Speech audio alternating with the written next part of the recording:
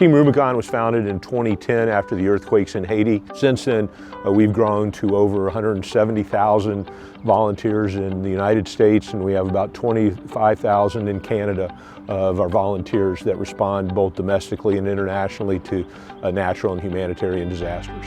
We'll be the first ones in to clear routes for first responders and utilities to be able to restore services to the area that's been affected by a disaster. Then we'll identify what the needs are. If it's a flood, we're going to go in and help clear out the homes of anything that's gotten wet. We'll pull all that out so that the homeowners and residents can begin to rebuild their lives as well as their homes. We'll look at what we call vegetative debris removal, whether that's removing different stuff that's been left deposited on the ground by the storm, or it's trees that need to be bucked and limbed or felled. We'll remove those if they're dangerous or need to be taken down. The first couple years, we were virtually all veterans. That has shifted to where we're approximately 40 to 50% veterans, about 40% first responders, and the balance are what we call kick-ass civilians. We have the clients that we're serving on their worst day after a disaster is struck.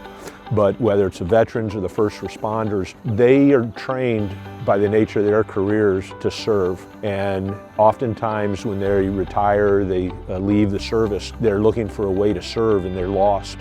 And the number of veterans in Team Rubicon who will tell you very readily that they were staring suicide in the face, but they found Team Rubicon and it gave them a purpose in life to continue.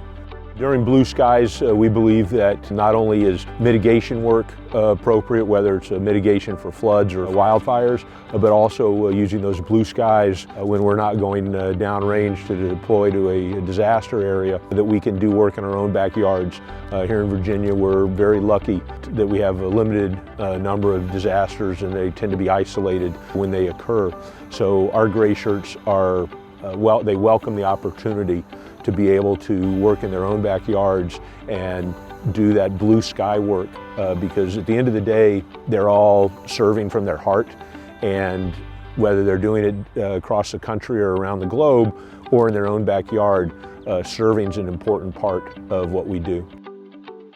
Evergreen Cemetery is a historic African-American cemetery that was opened prior to 1900. Initially, it was a well cared for, well thought of location for African-Americans to be put to rest. The care and upkeep of the cemetery fell by the wayside. And so consequently, there's large areas of cemetery that are overgrown, both with low-level invasive species, as well as trees and larger plants and vegetative materials that have grown, disrupting the graves, knocking over stones. They've had vandalism here because no one was taking care of it. There's been an effort by a group of people who have been working here for 10 or 15 years as volunteers, and recently we've joined them to assist in doing some of that vegetative debris removal. It's cutting back vines, cutting back trees that have grown up and are blocking access to graves. When we come out here, a half hour doesn't go by that we're not uncovering another gravestone. See where they're all laid out, and so you start to figure where they were.